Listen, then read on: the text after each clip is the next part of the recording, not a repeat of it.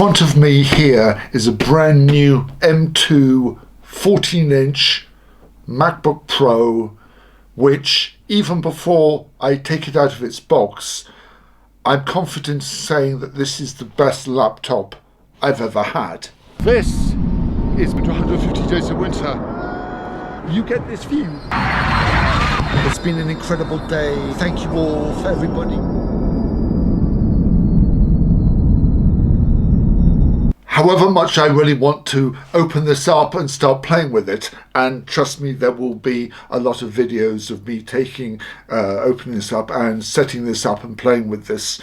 I thought it would be interesting if I had a look back at my laptop history and rate every laptop that I've ever owned. Going back to the year 2000, which I think was about the third season that I did in Courchevel, was the first time that I ever had a laptop.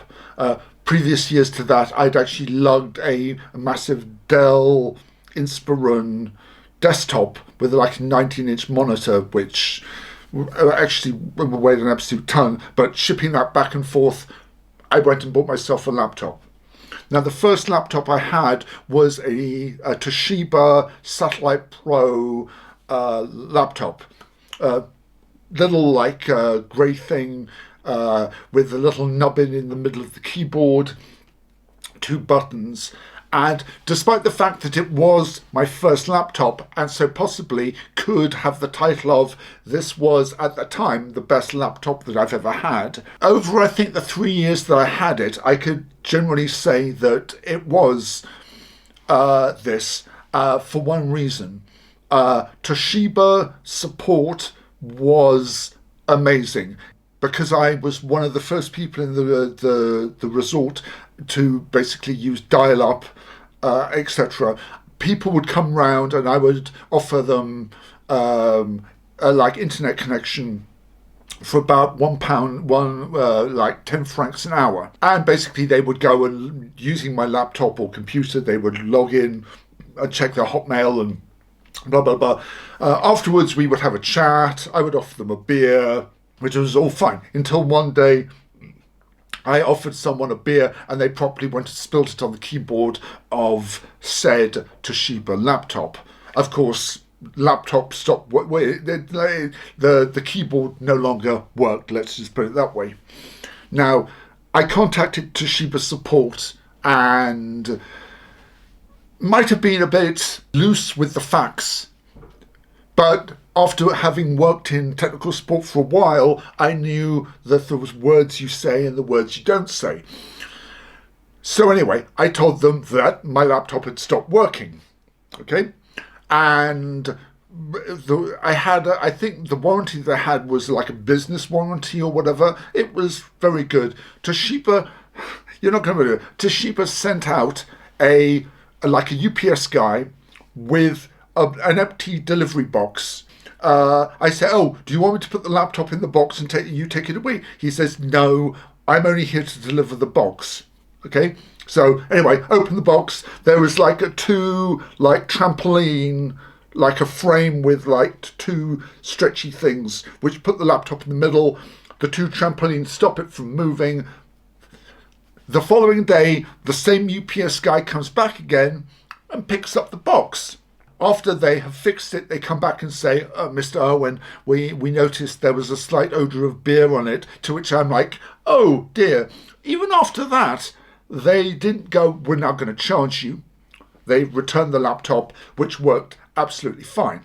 For that alone, I would give Toshiba like 10 out of 10. Near the end of its life, one of the hinges to the screen fatigued and broke. And again, by this time I was back in England. I took it back to Toshiba. They went and fixed it, no charge whatsoever. If I was to, like, in the end, rate both the laptop, which was very good laptop, it did everything I wanted it to do, plus the support, they would get a rating which would be like worthy of like going above 10. The numbers all go to 11. Look, it's going to go to 11. And then I have the thing, the second laptop that I ever bought, you're probably going to think, well, Alex, Toshiba offered you such great support. You obviously bought another one. No, I didn't. I bought myself a Sony Vaio. And this was a 14-inch Sony Vaio, which is a bit of a weird size, considering most back then laptops were either 13 or 15. Sony Vaio, and I can clearly, after using this, I could say this was the best laptop that I ever had. It had a bit of a quirky design to it. It worked perfectly well, and I think it lasted me about 3 years.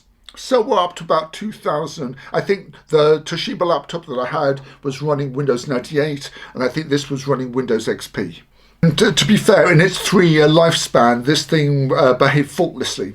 I could not say a bad thing. It didn't break down. I had no need to use support or anything. It was one of those things where it was just the right size, just the right portability, and did everything I wanted to do. Which, of course, then led me to make a mistake in that I went and bought in England, in London, there's a place called the Tottenham Court Road, which is just full of electronics shops.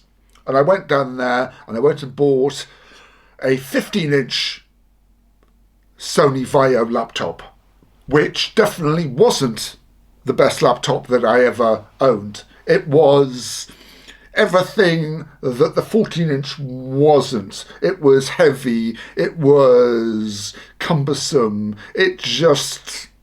and I don't know why I bought it. Anyway, for whatever reason, I bought it and I regretted it for the 2 years, I think, 1.5 years that I maybe had that. Which then leads us to about the year 2008, where I went and bought my first MacBook Pro. The first time that Apple had done the metal aluminium unibody for the MacBook, I went and bought that, and that was, I'm going to say, the best laptop that I had ever owned. It was, I think the original spec was about 2 gigs of RAM. I upgraded that in its life to 4 gigs.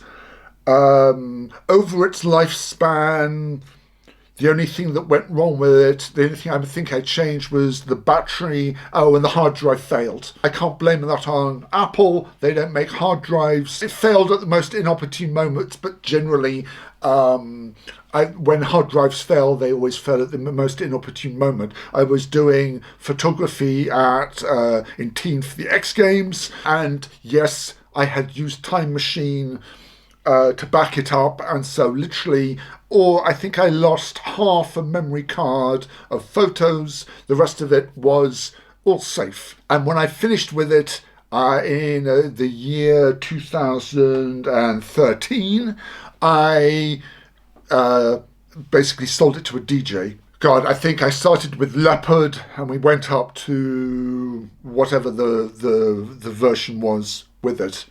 And again, could not fault it. It was absolutely amazing. So, which leads us to 2013, when I went and bought this. This is my current machine. This is my Apple 13-inch MacBook Pro Retina, and I actually went to the Apple store in Regent Street on the day of release, and I went and bought this. In the 10 years that I've had this, I can generally say this has been the best laptop that I've ever owned. From the only thing that has gone wrong with this in its life was the battery. It's a lithium-ion battery. They're not meant to last 10 years. I think 3 years ago, and I went and bought an iFixit battery, and that's behaved amazingly. The covering on the screen delaminated. And unfortunately, because I'm stuck up in the mountains here, I never found out about the recall that they did on it. Unfortunately, I missed out on that. It has gone from me using it to edit photos back when I originally had it, to me using it for iMovie when I first started doing my YouTube channel. It then went to using Final Cut Pro. It then went from doing 1080p to doing 4K video. It has everything that I've thrown at it, it has done perfectly.